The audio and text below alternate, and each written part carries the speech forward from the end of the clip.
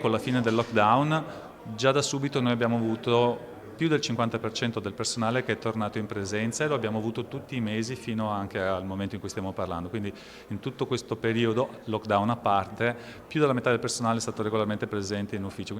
Il 2020 ha visto da una parte un notevole incremento di domanda di prestazioni da parte dell'INPS, mentre dall'altra è continuata la progressiva diminuzione delle risorse umane, facendo sì che ci fosse un incremento della produttività del personale rispetto al 2019. Durante lo smart working, nel contesto in cui soprattutto si erogavano le prestazioni associate al Covid, l'incremento di produttività è stato estremamente importante e misurato prodotto per prodotto, pezzo per pezzo, perché questo è un dato che forse non tutti sanno. L'Istituto ha un catalogo prestazioni che è superiore alle 400 unità. In uno scenario politico-economico in continua evoluzione, anche l'INPS si adatta al cambiamento. Lo scorso anno è stato un anno straordinario perché in un contesto in cui si è stati costretti a operare in larga parte smart working, sotto il profilo del volume dei prodotti erogati e della produttività, noi abbiamo avuto in provincia del Treviso in particolare, ma a livello regionale complessivamente, aumenti di produttività superiori al 10%.